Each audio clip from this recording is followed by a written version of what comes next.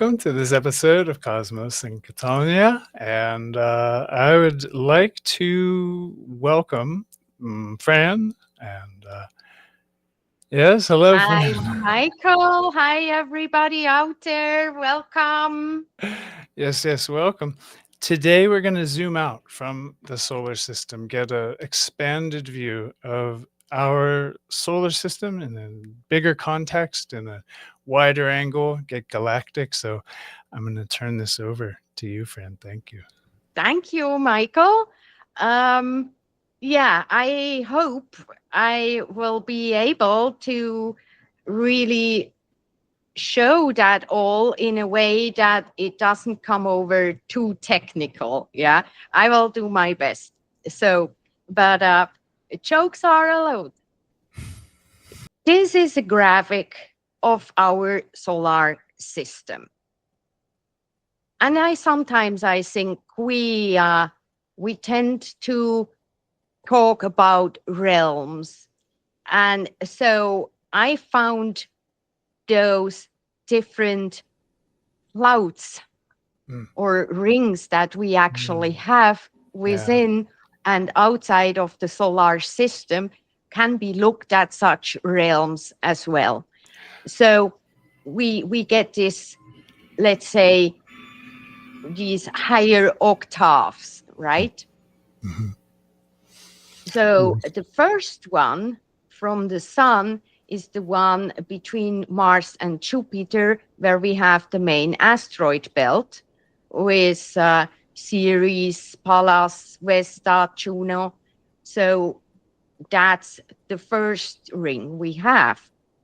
But then, as we all know, it comes different beyond Neptune. And so we have Neptune here and then Pluto. And Neptune does orbit very close. He doesn't go far off or further in or out. Mm-hmm. Like a very circular orbit, right? Neptune? Yes, it's just like it's just 1 AU difference, something like that. I so see. It's very little. That he differs between aphelion and perihelion. But Pluto, he has a wide range from 29 AU to 49 AU, right? So that means that at some time he comes further in than Neptune, right? And that whole thing I have explained in a book that I just recently released. So please check it out on my website. Second that. Amazing work. Yeah. Thank you.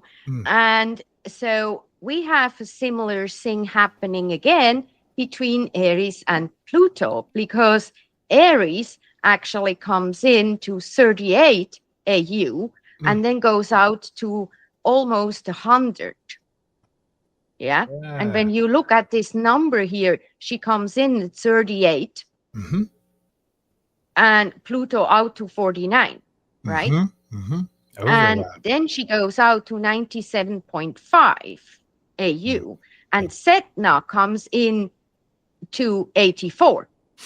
So there is a crossing into each other's realms here taking place all the time. And the three, there are more than just these. Yeah. But I find that significant. And I think it's, I imagine these rings, and they connect to each other. And so it gets like a interwoven or string, right? Concentric. So is connected. Yeah. Yes. So, and of course you see that very straight in actual heliocentric astrology, because when you look from the Earth, you then have Earth's own rotation that can distort the view, and you have the retrogrades. And so you don't see that the same way. It can that distort that a little bit, but in heliocentric view you see that better. Especially if you have a software which shows the speed or along, or the velocity along the arc of the ecliptic. That you suddenly see that one that is usually always like Setna. Yeah, you see Setna moving now faster along the ecliptic than Aries does. But we don't know how their actual speeds are. So I don't know if Setna is going, I don't know, 100 miles an hour and Aries is going 120 miles an hour. I don't know that, right? But I only see the movement on the arc of the ecliptic in arc seconds. So you can see something there. Yeah, and that's just because the way that we measure relative to the ecliptic. Yes. So you're saying there's more data there that we don't even have that could be relevant potentially. Yeah, could be. But I think in astrological terms, I mean, we can get distance. Yeah, because when I did all these studies, I kind of suddenly saw, when you include that, when you get that speed, and then you feel the speed in a way of distance. Yeah. And suddenly the whole chart becomes like 3-dimensional. You suddenly see that depth, Yes. And that is something that we usually don't account for, right? So but it's interesting when you see in what time frames or when it does were certain planets actually within their each other's regions, and what happened during those times. And especially when talking about a planet like Setna with extraordinary long orbits, right? I mean, we don't, it is just so far beyond any lifetime, right? And now we are living in a time when Setna is moving into Aries regions. Yeah. Bringing energies from beyond heliopause into and interchanging with Eris, who's interacting with Pluto and Neptune. And like this means it's called interstellar space. So it's where the sun doesn't have the pull anymore there. The sun isn't the main thing anymore. Yeah, that's very different than any other body than Sedna that we know of. Is Sedna sort of unique in that regard? Well, there are now other small planets that have been discovered, and some they have names, but many of them don't even have proper names yet. So don't try to find them in any astrology software. So just 6 digits or something like a number or designation like that. Yeah, they call something like usually they put the name of it starts with the year they discovered it. So it may be called something like 2010 GB174 or something like that. So soulless, yeah. But it's it's a slow process to name a body. And I understand that they have to collect data before you have any data. How do you want to call it? Because usually they use a name that somehow reflects what they see in the behavior or their spectra and so on. That is, it reflects it a bit. So the names do show when you look at the astronomy of planets, but also stars, of course, then you suddenly see, oh, okay, there is more to it than just a name. Yeah, that's something that's interesting about astrology and astronomy. I think the way humans try to encapsulate meaning in names and words, and it makes star names relevant, going back to what the Babylonians used to call stars and how the etymology is fed into or relates to or is different from, in some cases, what we call them today, or what it all goes to meaning. It all points to the significance of these bodies, stars, Yes, planets, etc. Yeah. exactly. It's also what I that I research really a lot in different areas, and it's also with the stars, that whole process of trying to find out what Asian people, there were also several different systems and languages, right? And then you want to figure out this particular mention, what would we call that today? So where is the correlation here? There are many stars, like in Egyptian systems, or that they say they don't know really. We think they may mean this or that star, but we are not sure. Okay. So that integration is not easy. And you can also find many star names that have been used for a particular star, but now we call that star another name, and the original name is assigned to another star. But the funny thing is, you may think, oh, yeah, it's a mistake or whatever. But I found out that there are actually correlations between such stars. Yeah. Could you say maybe an example or talk about that? Yeah, an example would be Adhafera. Adhafera is the star Zeta Leonis now.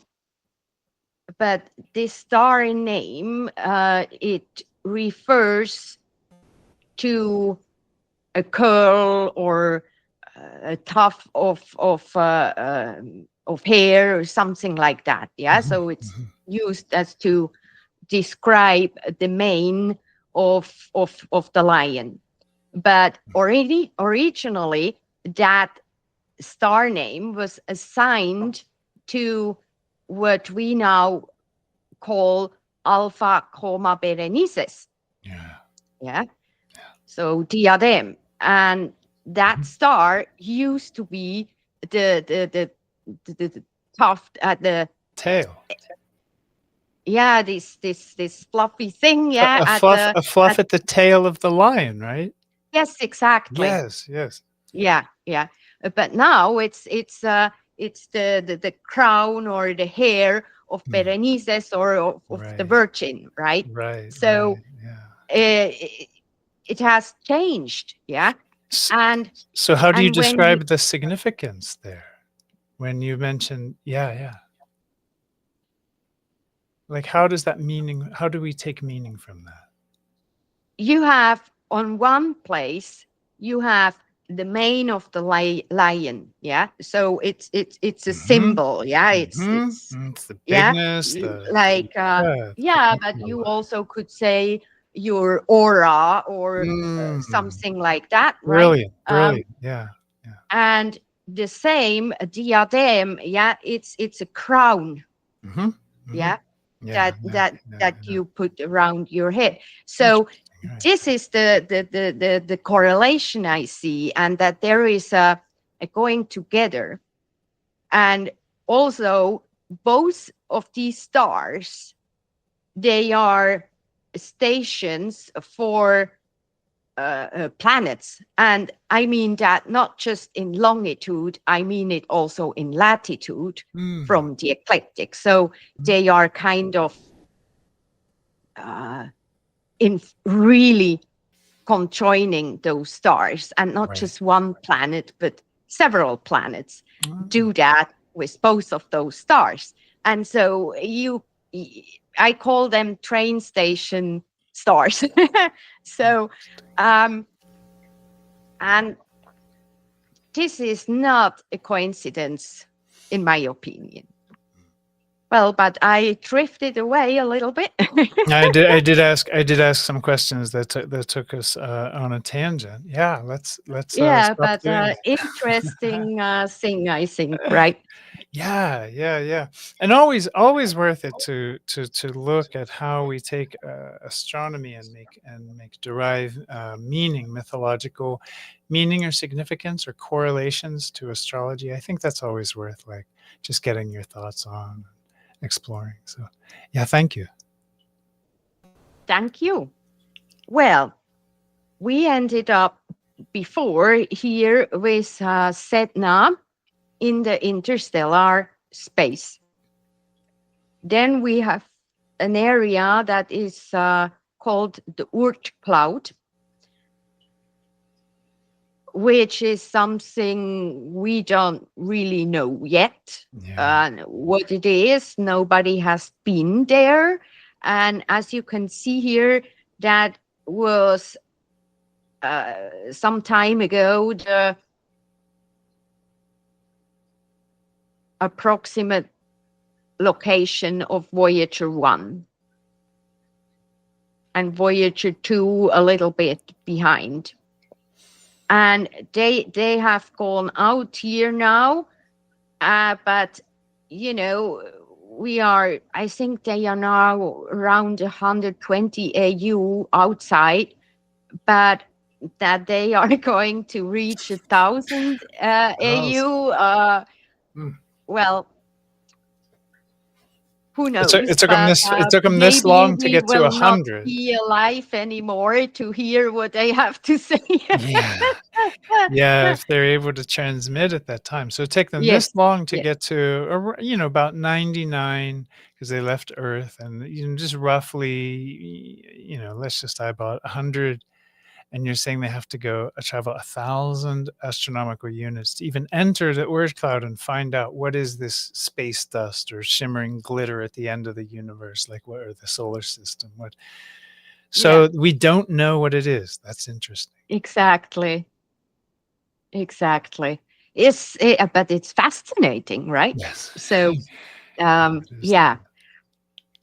Now that we have reached the end of our solar system here, so now we can even jump one further and try to figure out how that whole system is actually within the galaxy.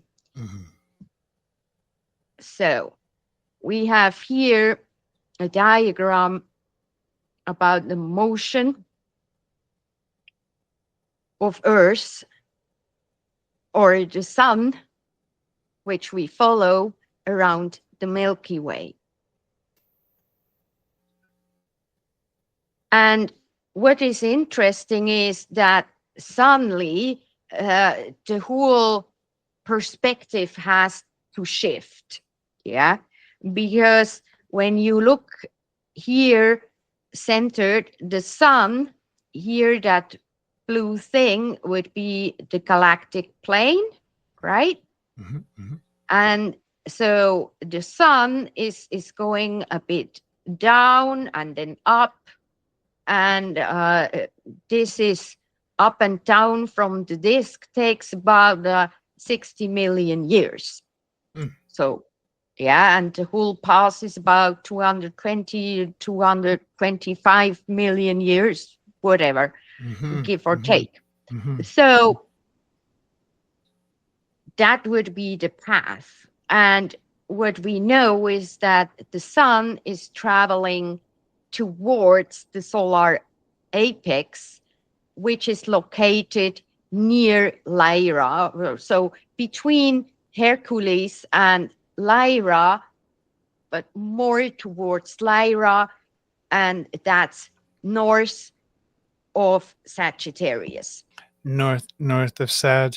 And when you say solar apex, just to make that really clear for everyone who's listening, that's the direction. Like if we plotted the solar apex like here in space, we would say the sun is like moving towards that direction. That is the trajectory of the sun, right? Thanks. Yeah, exactly.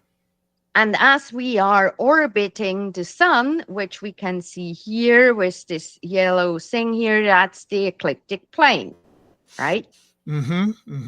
And so we see that the ecliptic plane is tilted in reference to the galactic plane, right? The ecliptic tilted in reference to the galactic plane. Yes. It's about 60 odd degrees, right? Yes, exactly. Okay. Yes, that does make sense. Yeah. So we are kind of like I don't know, like a shield behind the sun, something like that, around the sun, and then so we move like that. So it's very interesting how that would look like if you draw that somehow. Yeah. I mean, we can't observe it, so right. Right. We can represent it with the graph you showed before with the heliosphere and the heliopause and the sort of area of the sun's ionic shield and magnetic electromagnetic how do you say, maybe aura? Can we say aura is a non-scientific term? And then so we're sort of like shielded in this, contained in this as we travel towards the solar apex. Yeah. It's very interesting, but it gets even more interesting when you put now those galactic reference points in relation to the ecliptic, right? So we have, for example, the South Galactic Pole is situated in the constellation Sculptor, south of Pisces, in the beginning of Pisces, or under the head, under the circlet of Pisces, and then just straight down, Yes. So that's where that South Galactic Pole is situated. And on the other side, we have the North Galactic Pole, situated again in the constellation Coma Berenices. So, yeah. And so there are orbits like the one of Aries. Aries, she crosses both. She really stations at the North Galactic Pole and at the South Galactic Pole. So she does that. I also did write a book about her orbit. So. Yeah, thank you. And then that means we have the crossing of the ecliptic and the galactic plane. And the galactic plane, as you can see, is perpendicular to the poles. Yeah. That means it's the galactic equator. And so those crossing points are in Sagittarius and Gemini. Which is a way of thinking of that, is that the galactic plane, that's where the galactic center would be here in Sag. And then what people call the silver belt, or like the way it looks like the Milky Way goes across the sky and then crosses the ecliptic on the other side, Yes. right between, kind of between, almost it's a Taurus, the end of Taurus, the beginning of Gemini. Is kind of where those constellations meet. Is that the right way of thinking about it? Am I Yeah, or you could say Orion. Orion is right standing there. Orion, yeah, Orion is standing Yeah. there just south. I think when we see it in the sky, it's like not even as straight as your diagram makes it look orderly and nice, and I can understand it, and it's wonderful for that. But when I see it like, wow, just naturally, looking up into the sky, seeing the Milky Way, or seeing, noticing the ecliptic or whatever it is, it's just, there's something awesome about like seeing the bigger context, seeing the whole galaxy and the planes, and just sort of like orienting yourself to even greater space. Like there's space beyond the galaxy. There's a whole universe out there, but Yeah. it's just something really refreshing and nice to step out of like 2D charts, those astrology circles that I spend so much time with, and like kind of just wrap my head around this. It's expansive. It's freeing. Yeah.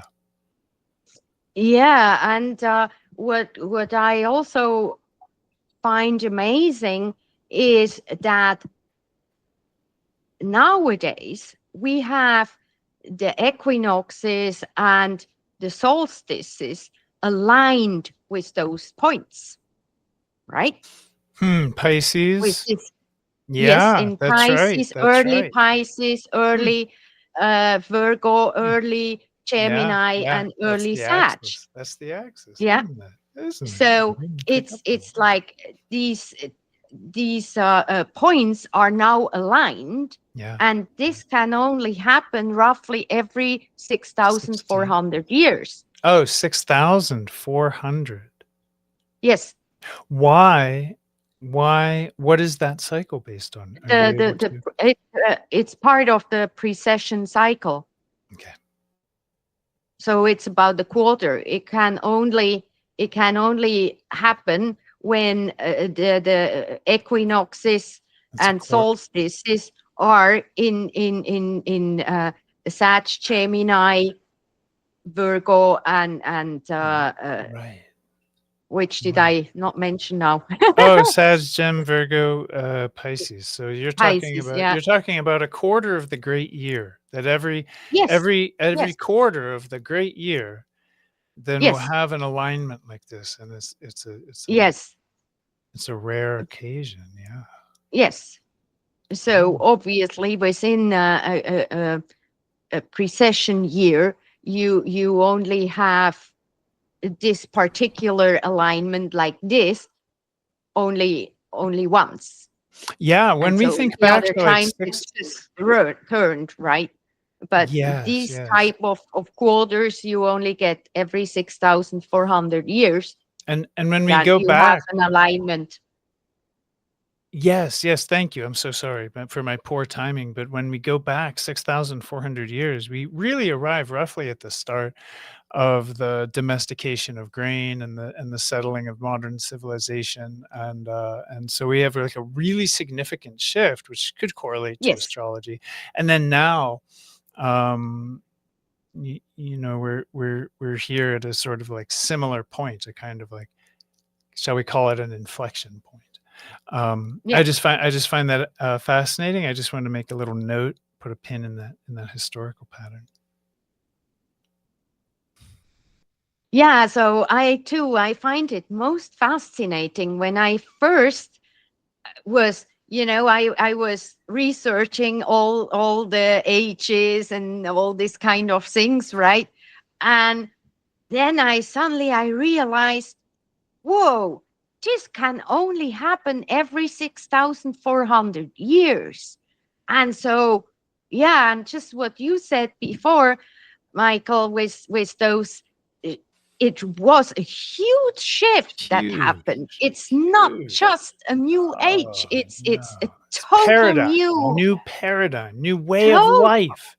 No, yes, yeah, yeah, not a new year, like, "Oh, this year will be like no, last year, but maybe with more sparkles." No, it's like, forget last year, we're doing a whole new thing, a whole new thing, yes, yeah, yes, a organizing ourselves. whole new thing.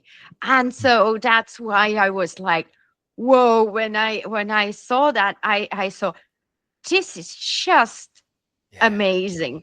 And then I found out more details and more this and more that. yeah, And, things, they come together, not only in this uh, astronomical and astrological uh, relation, but mm, also in my own life. And mm, when you think about wisdom teaching that comes out, what we see, what happens all over the world, what suddenly is coming out from history, and what mhm, things are discovered, but also out there in the galaxy, and with our new technology, and what mhm, possibilities we have mhm, mhm, to mhm. That's it, that's to it. find Everything new is things primed for a every paradigm day. shift. There are Yes, new yes. discoveries. Yes, absolutely, absolutely, and it supports the idea that we are on a precipice on that we're experiencing, actually living through a shift, a major shift, which is an idea that floats out there without a lot of, like, I mean, I think a lot of people would believe it when they see it, and I think what we're looking at is like we're seeing it represented, and it matches what I see when I look at the world, the patterns changing, the technological development, the upward curve, the exponential curve of the speed of evolution is we're getting ready to hit a sort of vertical point on that graph, and it's at least as turbulent as everything seems. There's some sort of calming relief in the idea that it's just right on time, and we're, everything is Yeah. kind of okay. I also, what I said about the sun's path around the galaxy Yeah. is that there is this up and down Mm, movement yeah. every 60 million years. And from what I hear in different astronomical podcasts that I have listened, Mm. that it's not long that we have come Mhm, from mhm, under mhm, mhm, the, mhm. the, the galactic plane to up. Mhm, And mhm, so mhm. that all correlates together, right? And Yeah. I just, I'm so in awe. It's just like so absolutely brilliantly Yeah. orchestrated, right? It is miraculous. It is. It's perfect. It's amazing. How closely did the date of that transition from, shall we say, like the feminine or the southern magnetic pole to northern or masculine? Um, how closely did that shift correlate with the, like, 2012, like December 21st, 2012, that I Mayan can't event? say. Can't I say. don't know. Okay. It seems somewhere stuck in my mind that, like, the Mayans were aware of that shift too, as we went into galactic north and galactic south and galactic north, galactic south, that they followed these long, cycles. But I don't know that, and I wanted to check in on that with you. Seems like neither of us is really sure about that right now. No, Yeah. this, and besides that, you we are talking at the galactic plane. It's not just a thin line, right? Yeah. It's Yeah. Yeah. yeah, it's like our equator here. We are never talking about just one line. There is Right. one band. Yeah. Yes. Yes. And so there is this phases in Mm. between, right, Mhm. that you Mhm. have to go through. So Yeah. you have to seed something first. You have to really get that ready, right? And then uh on the other side, you are a bit okay, where am I now? And so you have to try to find your orientation in that. So both sides, it takes time. It's a process. Yeah. Yeah. Cuspy transitional processes, not marked by exact discrete points, but really more by like phasal kind of like spectrums of transition. Yeah. Yeah, you can say that, like with approaching or separating conjunction, but you still call it a conjunction. It's Yeah. just Yes. one is approaching Yeah. and the other one is separating. So, That's true. That's true. Yeah.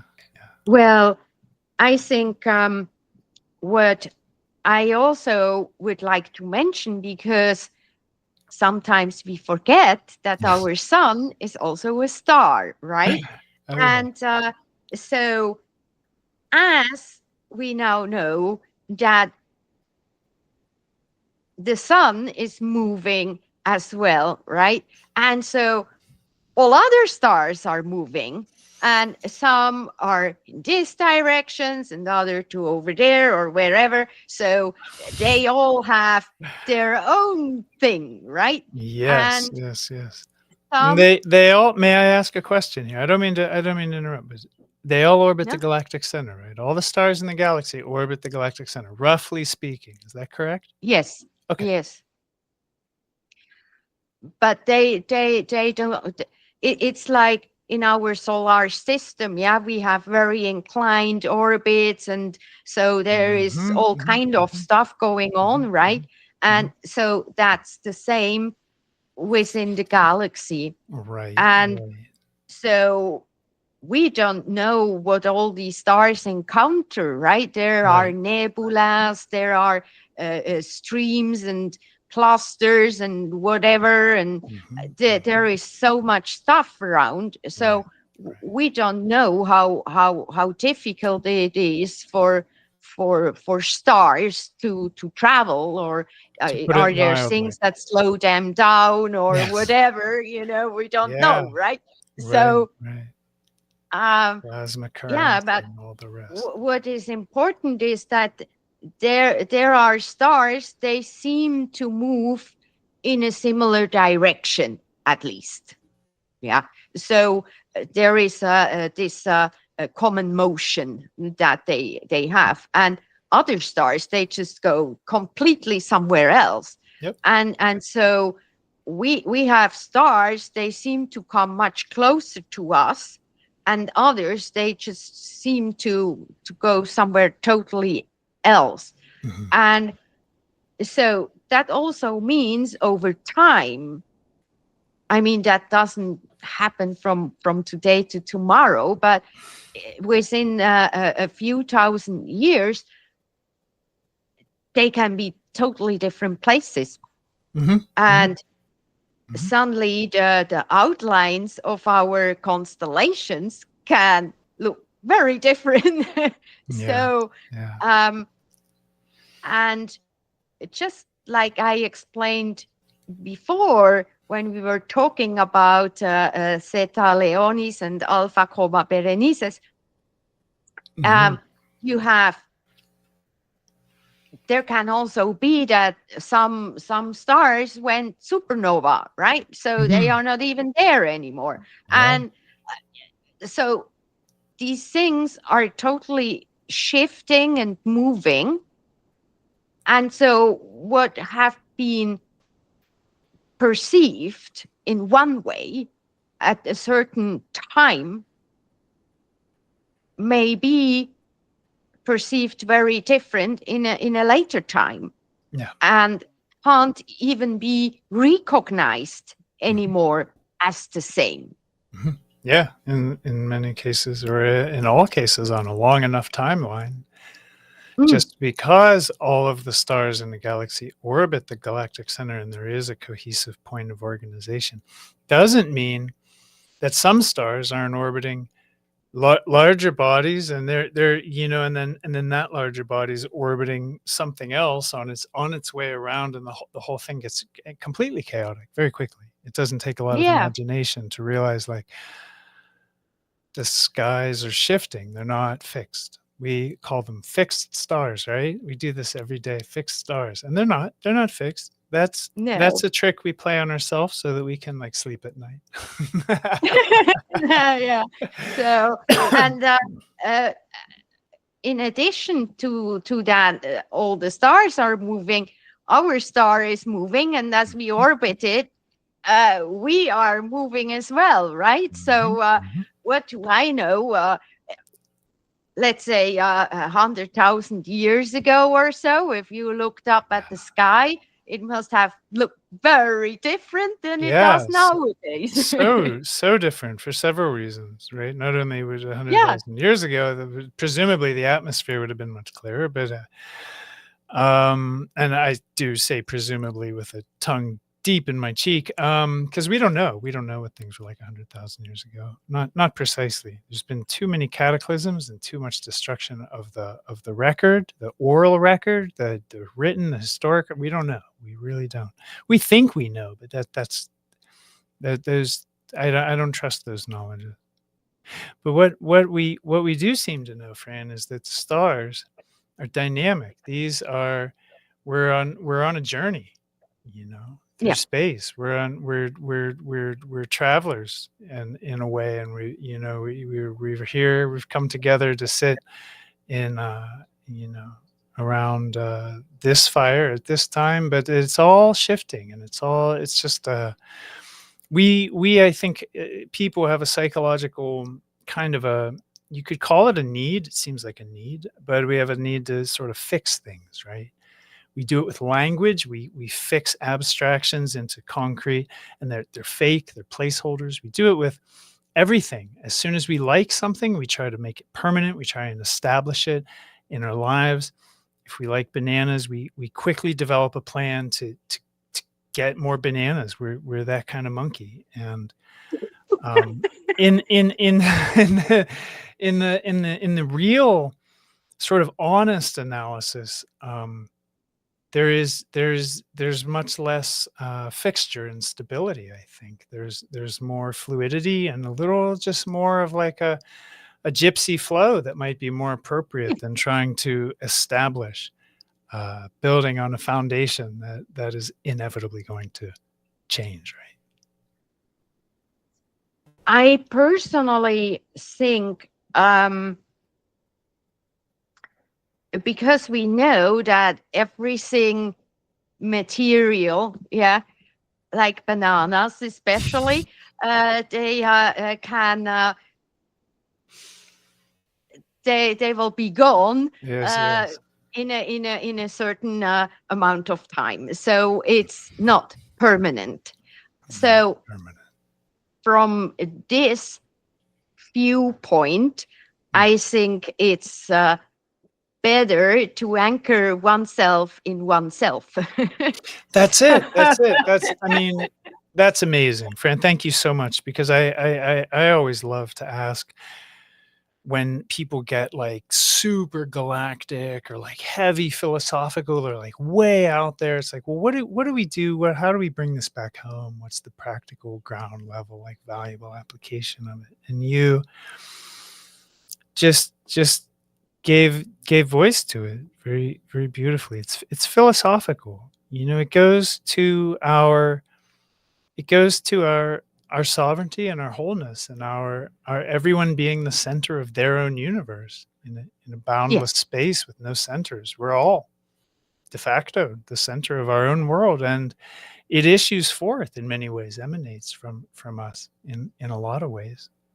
I don't want to get into that, or the structure of consciousness, and that's not where I want to go. But I want to say But stepping out of a fixed world of solid things that are permanent and will always be and have always been, this fiction that we invent for ourselves, stepping out of that and into is kind of less static, less stable, but more dynamic, more fluid, more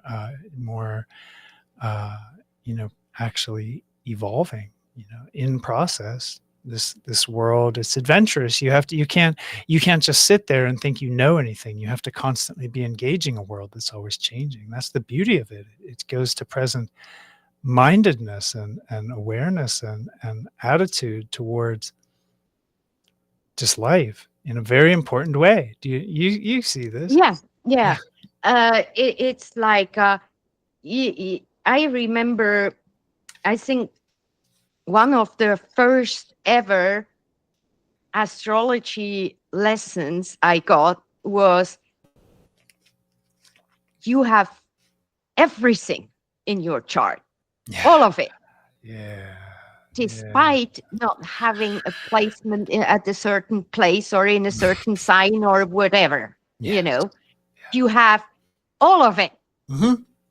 Yes, you're complete already. And so it is, I call that implosion.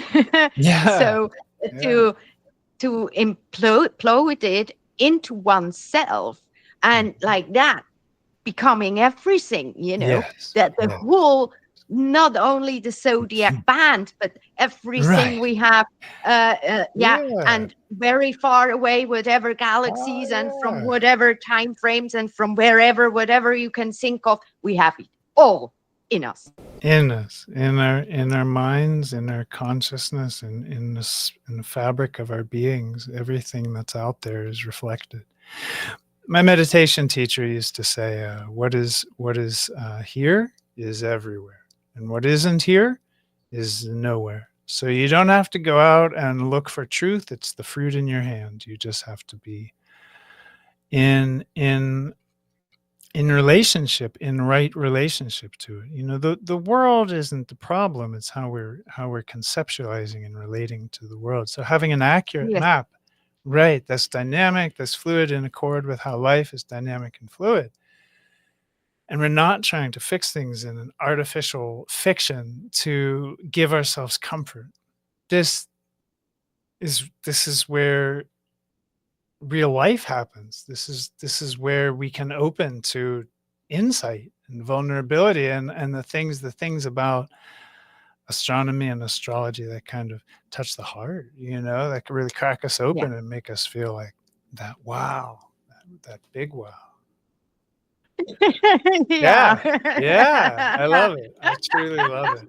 So I think a big wow is what we can use to end this episode. I think it's the right one. Yes. Thank you so much. Big wow. Beautiful. Thank you, everybody, for joining us today on this journey. Thank you, Fran. Yeah, thank you very much. And as always, we will link everything, and we love to hear back from you. And I hope to see you all again next time. All right. Yeah, me too. Thank you, and goodbye.